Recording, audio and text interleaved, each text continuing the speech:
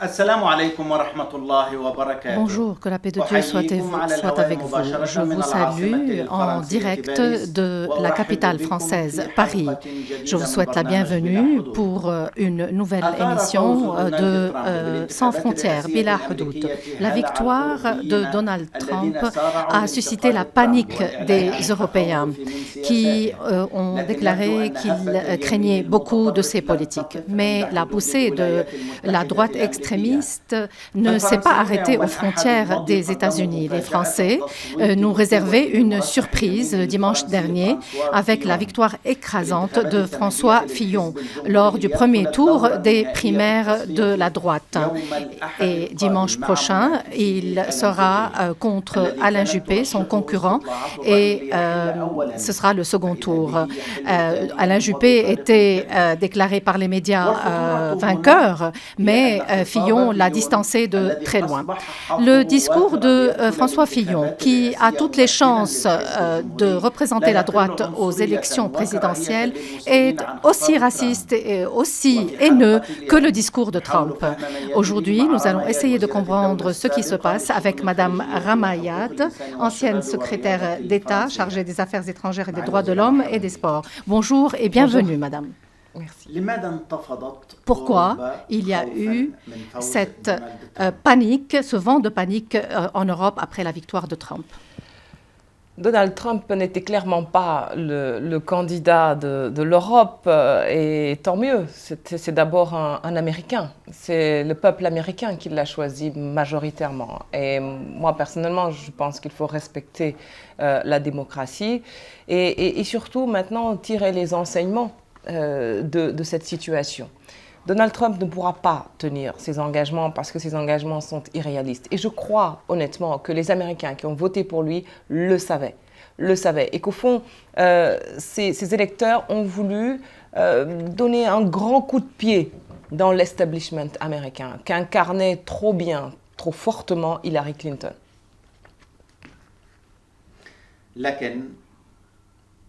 Oui, mais la ministre de la Défense allemande a dit qu'elle craignait beaucoup de Trump. Le ministre des Affaires étrangères français aussi a dit craindre beaucoup de la présidence et beaucoup d'Européens. Pourquoi ces craintes? Pourquoi cette peur de la part des politiciens européens? Les Européens, je ne dirais pas qu'ils ont peur, mais ils se méfient de l'application possible, éventuelle, du programme de Donald Trump, de ses outrances, de ses excès, de son extrémisme, de son entourage, dont certains sont des prototypes d'une extrême droite comme on n'en voyait plus depuis longtemps. Et donc les Européens sont en droit de dire quelles sont leurs valeurs, leurs principes, et c'est bien normal. Je dirais que ces outrances-là sont aussi le reflet d'un parcours. Donald Trump n'est pas un homme politique, c'est peut-être pour ça d'ailleurs qu'il a été élu. On a été surpris par son élection ici en France parce que personne n'a voulu croire qu'un peuple mûr pouvait porter à sa tête un milliardaire qui vient de la télé-réalité, qui parle vulgairement, mais les Américains, je pense qu'ils l'ont élu, ont voulu effectivement rejeter l'establishment. Et quand même, Donald Trump a passé tous les obstacles, les primaires républicaines et ensuite Hillary Clinton. Et malgré toutes les outrances qu'il a pu dire, tous les excès, tous les propos racistes, homophobes, misogynes qu'il a pu avoir, eh bien, il se trouve quand même que vous avez des latinos qui ont voté pour lui, vous avez des femmes qui ont voté pour lui, des noirs qui ont voté pour lui, parce que je crois que réellement, c'est pas ce qu'il disait qui était intéressant. Leur envie à ces électeurs-là était de mettre un grand coup de pied dans un establishment qui est en échec, y compris chez les démocrates. Donc, ce n'est même pas le problème du bilan de Barack Obama, puisqu'on trouve une majorité d'électeurs de Trump qui avaient été électeurs de Barack Obama et qui, en plus, pensent qu'Obama a un bon bilan. Donc il y a là sans doute une volonté d'une partie de l'Amérique de reprendre le pouvoir sur Washington d'une part, et puis sur ce multiculturalisme qu'incarne l'Amérique. Après l'élection d'un noir, on ne voulait peut-être pas l'élection d'une femme qui allait dire à ses à ses électeurs ce qu'ils devaient faire, et que c'en était trop, et qu'il fallait réaffirmer une identité qu'il pense sans doute première, fondamentale chez les États-Unis.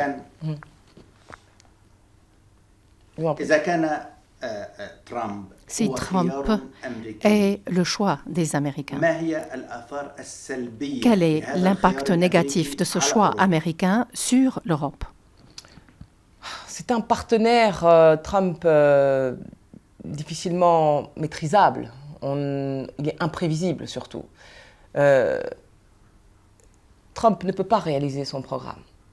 Donc que va-t-il faire? On est devant cet inconnu-là.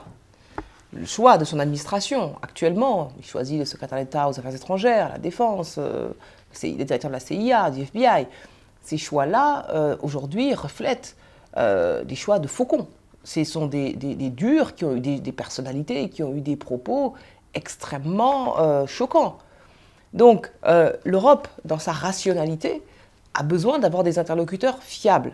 Et cette fiabilité, aujourd'hui, ne se voit pas, dans un monde qui est particulièrement dangereux. Et surtout, moi, je dirais que Trump est d'autant plus dangereux pour le monde dans son alliance avec Poutine. Parce que dans le cadre de la... Quel est le danger de Trump par rapport au monde, pour le monde? Parce que l'un des foyers aujourd'hui les plus brûlants du monde, c'est évidemment le Moyen-Orient avec ce qui se passe en Syrie et en Irak. La coalition s'est élargie à la Russie et à l'Iran. Et je rappelle quand même que cette même coalition, il y a encore quelques mois, qualifiait ces pays-là de pays dangereux. Et tout d'un coup, on a aujourd'hui Vladimir Poutine qui n'a qu'un objectif, non pas combattre l'État islamique, mais garder Bachar el-Assad sur son trône. Et donc, les victimes dites collatérales, ce sont des victimes civiles, des bombardements russes. Et moi, je suis très choquée par cette situation. Très, très choquée par cette situation. Et que Trump ait été le choix de Poutine est quelque chose que je trouve particulièrement dangereux. De la même manière que je suis choquée que Trump, aujourd'hui, dise sa satisfaction quand François Fillon ait été choisi en France. C'est-à-dire que Poutine va donc être le maître du monde, c'est donc lui qui décide de qui doit être élu et qui choisit les dirigeants du monde, à la fois de l'Europe et de l'Amérique. Oui, c'est bien ma question, justement. Et bien c'est dangereux. Bon.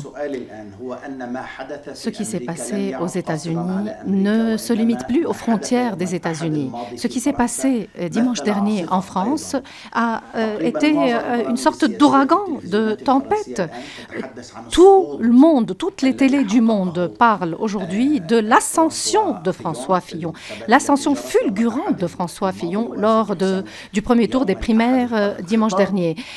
Ces élections qui seront tranchées le dimanche prochain. Et le discours de Fillon est aussi haineux et aussi extrémiste que le discours de Trump. Non. Ce sont deux personnages différents. Mais ce qui est vrai, c'est que son élection, au premier tour en tout cas, et surtout l'écart qu'il y a eu entre François Fillon et son poursuivant, est particulièrement important. Et quand même, il y a 2 semaines, il était à 10%, 13%, et tout d'un coup, il a 44%. C'est vrai que ça a surpris beaucoup de monde. Enfin, la démocratie interne aux Républicains a parlé, on respecte. Maintenant, cette élection n'est pas terminée, il y a un deuxième tour. Beaucoup, aujourd'hui, découvrent François Fillon, parce qu'on s'était plutôt focalisé sur le duel entre Nicolas Sarkozy, l'ancien président, et son ancien ministre des Affaires étrangères, Alain Juppé. Et on n'avait pas vu le troisième homme, sauf à la fin, où il commençait à monter, mais le raz-de-marée a été effectivement très impressionnant. Maintenant, François Fillon, nous, en tant que responsables politiques, on le connaît. Ce n'est pas un homme neuf. Il a été élu député à l'âge de 27 ans. C'est quelqu'un qui a toujours été dans la vie politique française. Il a été député, il a été sénateur, il a été président du Conseil général, il a été maire, il a été Premier ministre. Il a occupé beaucoup de fonctions ministérielles, donc on le connaît, François Fillon. Son programme était moins connu, c'est vrai, des Français. Mais son discours, encore une fois, son discours extrémiste, permettez-moi de montrer aux téléspectateurs quelques extraits du discours qu'il a prononcé hier à Lyon, devant des milliers d'électeurs et de partisans. Et l'interprète répétera après lui ce qu'il a dit.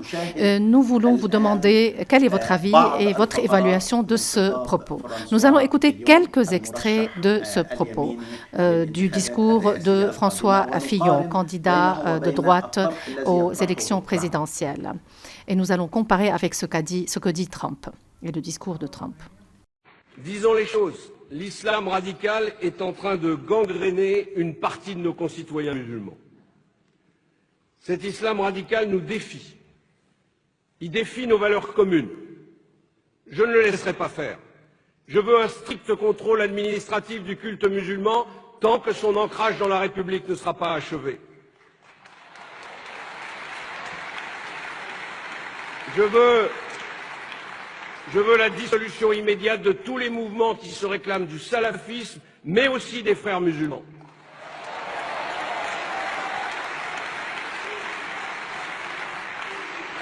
Comment comprendre qu'en Égypte, on inscrive les frères musulmans sur la liste des organisations terroristes et qu'ils soient accueillis à bras ouverts dans notre pays? Je veux la clarification de nos relations avec l'Arabie saoudite et le Qatar, qui abritent les penseurs de l'islam radical.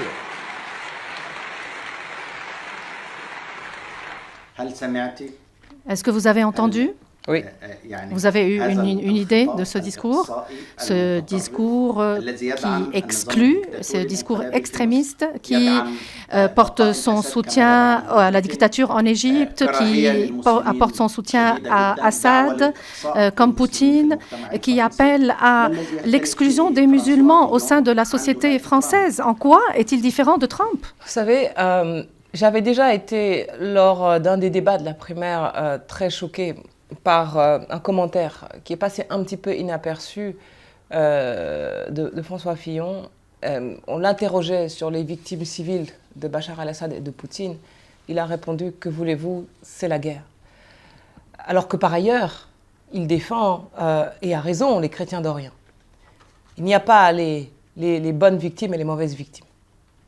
Et tous sont victimes, qu'ils soient chrétiens ou musulmans. Et de fait, c'est ça peut-être qui, me concernant, me choque le plus. On ne répond pas, c'est la guerre. Parce que justement, on nourrit la propagande de l'État islamique lorsqu'on tient ce type de propos. Et la France ne doit pas être entraînée dans cette surenchère-là. Je crois aujourd'hui qu'il faut qu'on revienne à l'essentiel. Ici en France, pendant longtemps, l'identité de notre pays a été de reconnaître des citoyens français. Aujourd'hui, il y a une partie de ces citoyens français qu'on ne qualifie plus que par leur religion, comme s'il fallait les séparer du reste de la société. Et je trouve ça intolérable parce que c'est le début de l'exclusion. Et je ne porte pas du tout la même vision dans ce domaine-là que François Fillon. Je crois qu'une grande partie de la classe politique, aujourd'hui, est saisie par une grande panique. La panique de la montée des populismes, des extrêmes. Et donc, au lieu de régler les problèmes des Français, y compris des Français de confession musulmane, eh bien, il y a une partie de la classe politique qui préfère utiliser des mots populistes qui sont, je trouve, dangereux pour la cohésion nationale du pays. Et il est clair que si François Fillon continue dans cette direction, moi, je pense qu'il ne fera pas un bon président. Bien. Ce projet de droite extrémiste trouve beaucoup d'encouragement de la part des électeurs français lorsqu'ils s'attaquent, par exemple, au Qatar, à l'Arabie saoudite, qui ont des relations très solides avec la France et qui l'accusent d'être des pays extrémistes. Ceci est un prélude à des guerres entre la France et les pays du Moyen-Orient, même ceux qui ont des relations avec la France. Il y a une, je l'ai dénoncé d'ailleurs, une très grande hypocrisie de la part de certains responsables politiques français, clairement, qui consiste d'un côté à dénoncer l'influence des Saoudiens ou des Qataris dans la vie civile française. Et en même temps, les mêmes entretiennent des relations diplomatiques, voire militaires, avec ces pays-là. Donc cette hypocrisie est à l'origine de bien des problèmes. Je pense honnêtement que la responsabilité des hommes et certaines femmes politiques français dans le chaos identitaire dans lequel on est en France aujourd'hui est immense. Et donc là, on ne peut pas à la fois d'un côté aller visiter l'Arabie Saoudite et le Qatar pour établir des relations, comme ils l'ont tous fait, et François Fillon était Premier ministre de la France sous Nicolas Sarkozy pendant 5 années. Il n'a jamais protesté contre cette situation. Et puis là, parce qu'on est en campagne, tout d'un coup rejeter cela et dénoncer des influences étrangères en France. C'est quelque chose qui ne tient pas la route. C'est une hypocrisie que les Français sauront voir, mais vous savez, je veux dire, François Fillon n'est pas réputé être en France un extrémiste à l'origine. François Fillon est un homme plutôt qui a une image de modéré. C'était un Chiracien, proche de Jacques Chirac, puis proche de Philippe Séguin, proche de Édouard Balladur. Et comment s'est-il transformé en extrémiste aujourd'hui? Qu'est-ce qui a fait en sorte qu'il devienne aujourd'hui un extrémiste?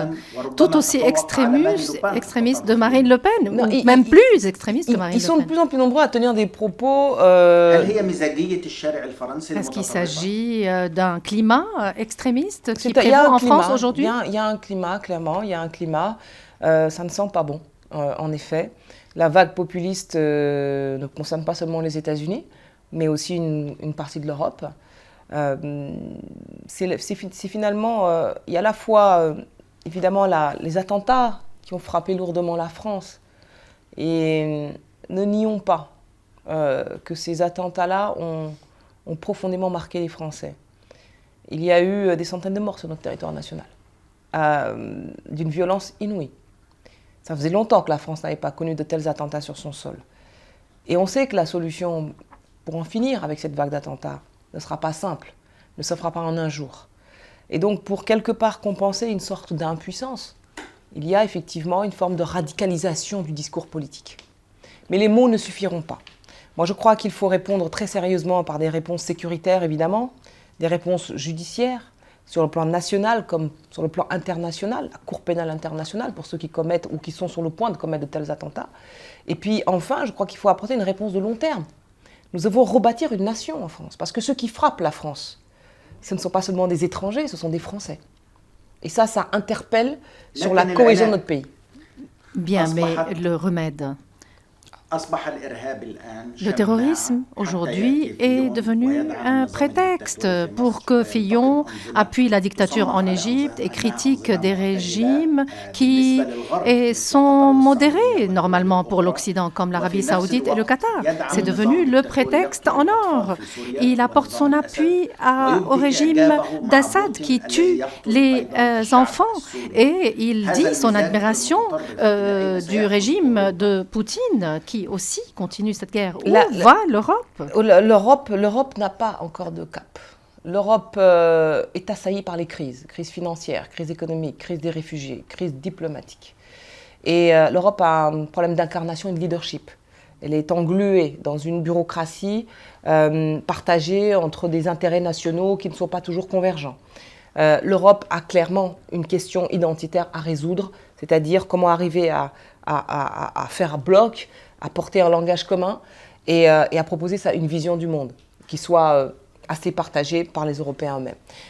Donc, clairement, difficile pour elle d'être à la manœuvre sur le champ du Moyen-Orient. Et de fait, ce sont les Américains qui sont plutôt là, et la Russie qui arrive en force, la Russie de Poutine. La Russie de Poutine a créé du désordre en Europe déjà. Rappelez-vous la Géorgie, voyez l'Ukraine. Poutine, une fois qu'il a créé ce désordre sur le flanc est de l'Europe, s'en va maintenant créer les mêmes effets du côté du Moyen-Orient, qui est une véritable poudrière. Ce qui se passe là-bas, c'est un bouleversement même de plusieurs décennies. C'est-à-dire, c'est les accords de Sykes-Picot, c'est la question des frontières, c'est tout cela qui est en jeu. C'est la question aussi des conséquences de la guerre en Irak, en 2003, à laquelle la France était opposée. C'est tout ça qu'on paye. Et on a joué aux pompiers pyromanes dans cette région. Daesh n'est pas sorti comme ça. Il y a eu une responsabilité aussi de ceux qui ont joué avec le feu, clairement. Et donc, c'est une marque d'impuissance que d'opposer effectivement une telle coalition. Mais ce racisme qui croît, qui se développe en Europe et l'extrémisme de la droite ne va pas conduire à un extrémisme de l'autre côté aussi? On assiste effectivement à un choc, à une confrontation qui n'est pas seulement idéologique et qui est lourde de dangers futurs. Vous savez, nous avons des hommes politiques qui sont un peu dépassés par la situation. Contrairement aux États-Unis, où ils ont l'habitude de renouveler leurs dirigeants politiques, la France est dirigée par les mêmes depuis 40 ans. Que ce soit François Hollande, que ce soit François Fillon, que ce soit Nicolas Sarkozy, que ce soit Alain Juppé. Bien, c'était ma question aussi. La France aujourd'hui, lorsque moi je viens de l'étranger, je prends le métro ou je prends le bus ou je marche dans la rue à Paris, je rencontre des Français noirs comme vous, des Français d'origine africaine, des Français d'autres origines, mais le régime et les gouvernants ne sont que des Blancs. Même les États-Unis a été gouverné par un noir. Le maire de Londres est d'origine indienne, asiatique. Pourquoi les Français n'acceptent pas l'alternance, n'acceptent pas que, par exemple, les Français d'origine africaine ou d'autres Français d'autres origines aient des postes au pouvoir? En 2017, j'espère bien pouvoir être président de la République en France. Et parce que je suis candidate à cette élection présidentielle, on verra. Mais je vais vous dire une chose, les Français ne sont pas racistes, les Français ne sont pas extrémistes, sinon je ne serais pas ici. Oui, je vais vous demander à propos de votre candidature. Non, mais je vous assure que la société française n'est pas raciste. La société française ne se sent même pas représentée par les dirigeants politiques actuels. Parce qu'elle sait sa diversité. Pas seulement liée à des origines, mais aussi diversité professionnelle, diversité générationnelle, diversité du genre. Et la classe dirigeante, à votre avis, ne représente pas le peuple français? Ne représente pas les Français? De moins en moins. De moins en moins, d'abord parce qu'ils ne sont pas à l'image de cette société très diverse que vous avez décrite. Nous sommes en plus en retard sur le reste du monde. Les Américains ont élu effectivement Obama, on a Sadiq Khan, on a d'autres mouvements de régénération démocratique. Matteo Renzi a été élu, a été Premier ministre à moins de 40 ans, Tsipras aussi en Grèce, Podemos change l'Espagne, le Parti pirate en Islande. Il se passe des mouvements démocratiques intenses partout, sauf en France. Sauf en France, qui est pourtant le pays de l'universel, le pays du progrès, le pays du droit de l'homme. Et les Français, d'ailleurs, sont malheureux de cette situation. Et c'est la raison pour laquelle, quand ils veulent exprimer du changement, qu'est-ce qu'ils font? Eh bien, ils ne vont plus voter. Nous avons beaucoup de questions. Que les téléspectateurs m'ont envoyé par les réseaux sociaux, des questions qu'ont posées des Français d'origine arabe ou africaine qui vivent en France. Ils disent que tout ce que vous dites concernant les slogans sur l'égalité et la démocratie française ne sont que des slogans, que des paroles, et que les Français sont vraiment racistes, et particulièrement la classe dirigeante qui détient le pouvoir. Il y a des racistes partout, hein. Je veux dire, tout le monde le sait, c'est pas contestable. Mais on ne peut pas dire que la France, dans son ensemble, comme ça, il n'y a que des racistes. Ce n'est pas vrai. Il y a des gens aussi qui résistent à ceux qui sont racistes. Il y a des associations, il y a des organisations, il y a des entreprises, il y a une société civile dynamique. La France est un pays, qui a déclaré, qui a eu l'audace inouïe un jour, en 1789, de dire que les hommes naissent libres, égaux en droit. C'est le premier pays à le dire. Et cette phrase continue encore à servir de référence à bien des peuples qui veulent se libérer des chaînes de la dictature, par exemple. Donc la France a conscience de la singularité de son rôle. Et la France est malheureuse de voir qu'en son sein, il y a des relents populistes qui se développent sous l'effet d'une crise économique, d'une crise démocratique et d'une crise identitaire. La période est particulièrement difficile, mais ce n'est pas pour une raison pour renoncer. Ce n'est pas une raison pour laisser la démocratie être prise en otage par une élite politique qui est dépassée et qui ne correspond plus au pluralisme de la société française. Est-ce que sortir de ces crises passe par plus de racisme et plus d'extrémisme? Absolument pas, bien sûr que non. Ça passe par plusieurs choses. D'abord, je pense qu'il faut changer d'élite politique en France. C'est-à-dire que nous sommes arrivés au bout d'un cycle. Ceux qui sont actuellement en place, qu'ils soient dans l'opposition ou au gouvernement, le sont, comme je vous le disais tout à l'heure, depuis 40 ans. Ils ne sont plus en capacité de comprendre le monde d'aujourd'hui. Parce qu'ils n'ont jamais été... Ils ne sont pas revenus dans la société française pour voir comment elle avait évolué. Ils ne sont pas ouverts sur le monde. Donc ça, c'est la première chose. On résout la crise. Tous ceux qui sortent un peu du lot, comme vous, et qui, comme vous, par exemple, il y a quelques années, vous avez été choisi, vous êtes d'origine sénégalaise, vous êtes musulmane, on vous a choisi comme symbole de la France et par la suite, on vous a persécuté et on vous a combattu. On a essayé même de vous éliminer. Vous avez eu plusieurs postes et on n'a pas été très tendre avec vous. On n'a pas accepté votre méthode, votre style. Et on vous a combattu. Ils ne permettront à personne d'origine autre que française d'apparaître ou de percer en France. Vous savez, moi, j'étais française avant même d'être née. L'histoire qui est la mienne, de ma famille, elle a commencé avec la France avant ma naissance. Vous savez, j'ai un grand-père qui a été tirailleur, qui a disparu quelque part en France en 1944. Et on n'a jamais retrouvé. Il était venu ici pour libérer la France lorsque les nazis sont venus l'occuper. Donc, concernant mon appartenance à la France, personne... Est-ce que vous avez senti que les Français vous regardent comme une Française comme eux? Oui, les Français, oui. Mais l'élite politique, non. Oui, c'est là que le bas blesse. C'est là que le bas blesse. C'est là que le bas blesse. Moi, quand je suis arrivée dans le milieu politique, j'ai bien vu que le regard qu'on portait sur moi, il a fallu me battre, gagner mon autonomie politique. Évidemment, j'ai été très durement traitée, mais les Français m'ont toujours soutenue.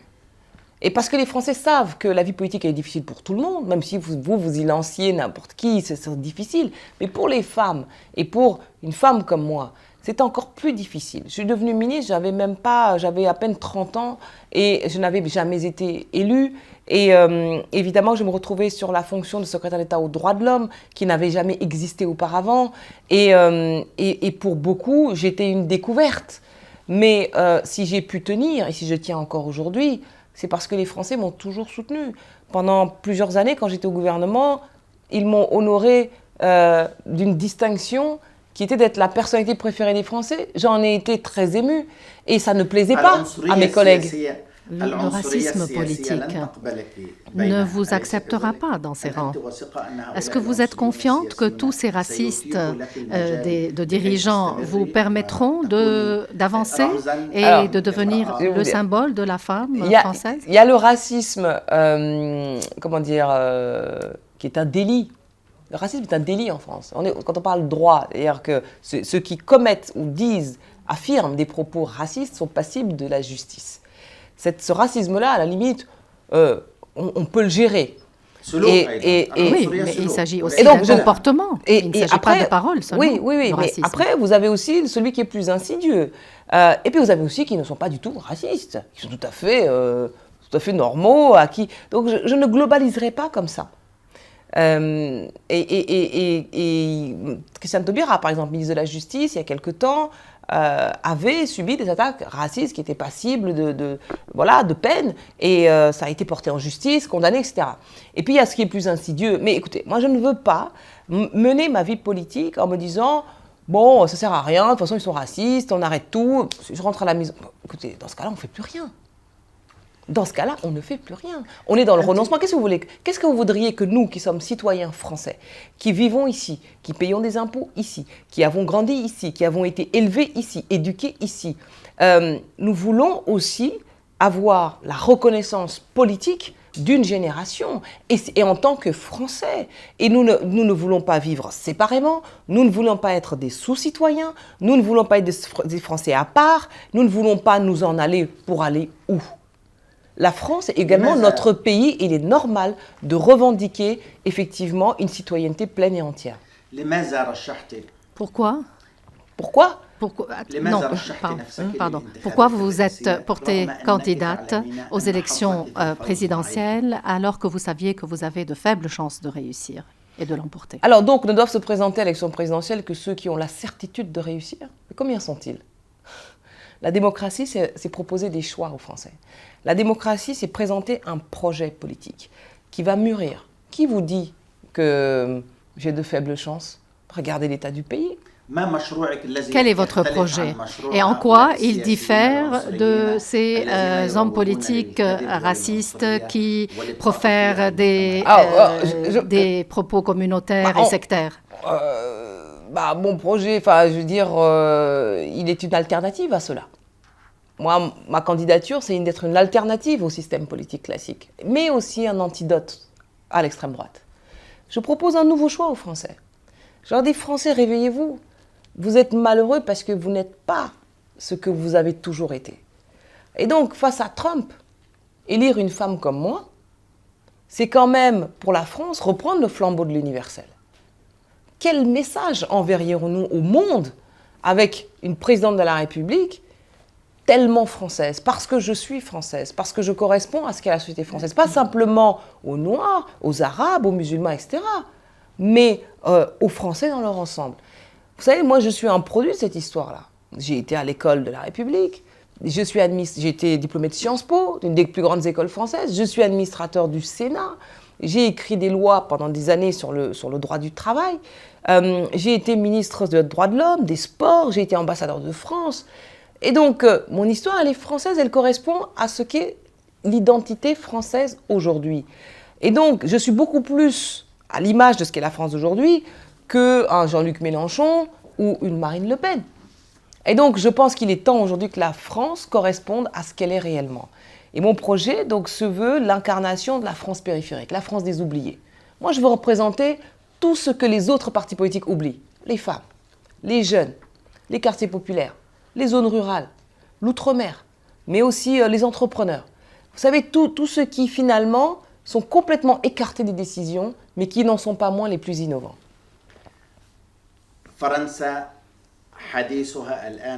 En France, aujourd'hui, on ne parle que de dimanche prochain et de ce qui sortira des urnes, la concurrence entre Fillon et Juppé. Sur quoi elle va déboucher? Quels sont vos pronostics? Qui pourra remporter le second tour? Quand j'étais ministre des Sports, je dis toujours, je ne fais jamais de pronostics sur les matchs. Donc là, la logique arithmétique voudrait que, et les sondages le disent d'ailleurs, que ce soit François Fillon qui l'emporte. Vous avez été ministre aussi, secrétaire d'État aux Affaires étrangères et aux droits de l'homme, donc vous avez une relation très solide avec la politique. Oui, bien sûr, mais je pense que... Alors, les sondages disent que ce sera Fillon qui va l'emporter. Mais la politique, vous savez, des fois, elle obéit à d'autres règles. Il y a des électeurs qui ont voté massivement pour rejeter Nicolas Sarkozy du match. Ceux-là, considérant qu'ils ont fait le boulot, peut-être resteront à la maison. Et à ce moment-là, on ne connaît pas les mouvements de l'électorat. On découvre aussi le programme de François Fillon. Vous avez dit au début, les Français ne connaissent pas François Fillon. C'est vrai qu'on ne connaissait pas son programme. Tout le monde était focalisé sur le duel entre Nicolas Sarkozy et Alain Juppé. Et François Fillon, il n'y a pas grand monde qui a regardé son programme. Mais depuis une semaine, enfin depuis dimanche, tout le monde regarde son programme. Et tout le monde, effectivement, dit, mais... Il a quand même un projet très radical. Les femmes contestent ce qu'il dit sur les femmes. Toutes les populations sont un petit peu en train de se poser des questions. Donc, comment vont réagir ces électeurs-là? Comment la gauche va réagir par rapport à Alain Juppé? Alain Juppé a un entre-deux tours très, très, très rude, que lui reprochent même certains de ses soutiens, parce qu'il veut faire dévoiler François Fillon. Comment vont réagir les électeurs de Juppé? Les sarkozystes qui ont été éliminés? Ce sont des inconnus du scrutin. Voilà. Maintenant... que ce soit l'un ou l'autre, pour moi, François Fillon et Alain Juppé seront des concurrents pour moi.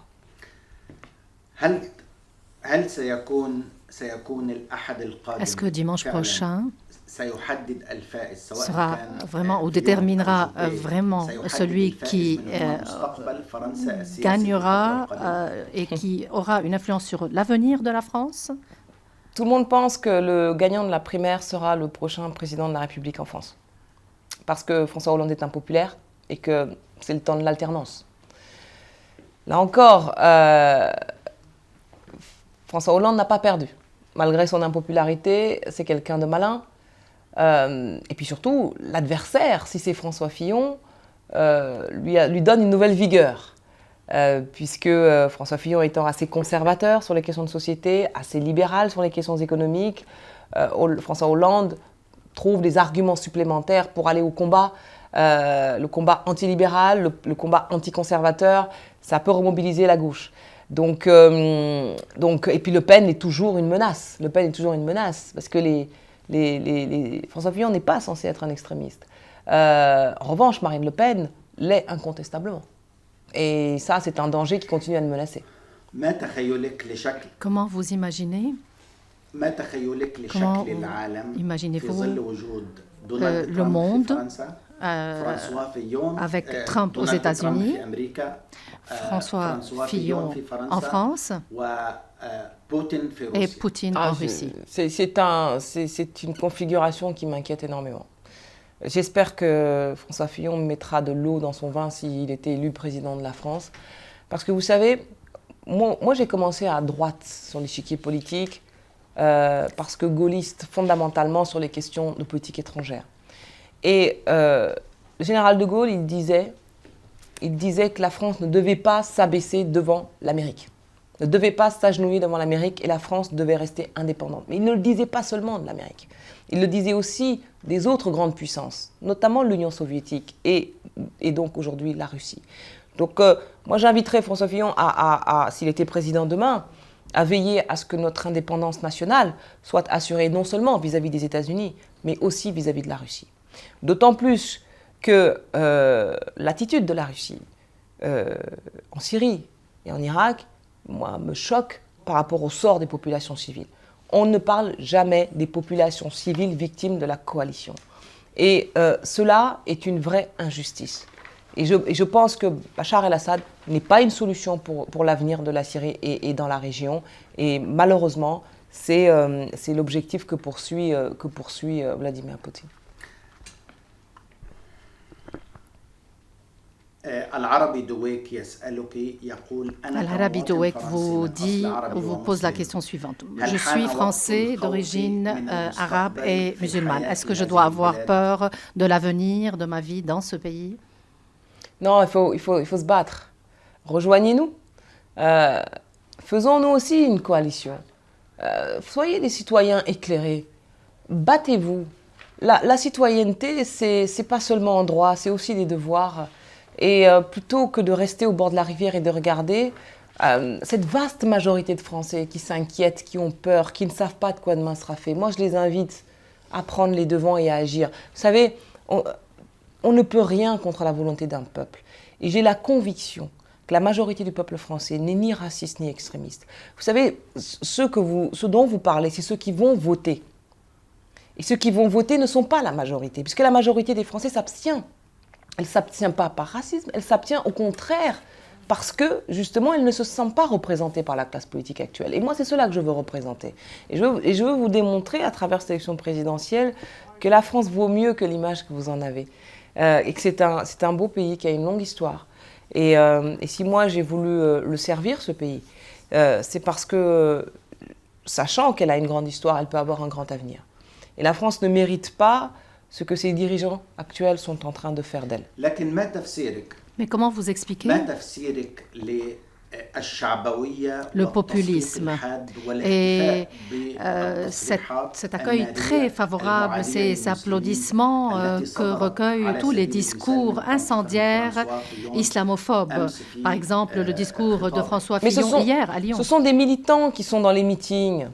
Ce sont des militants qui sont dans son groupement, dans son parti. C'est la même souche.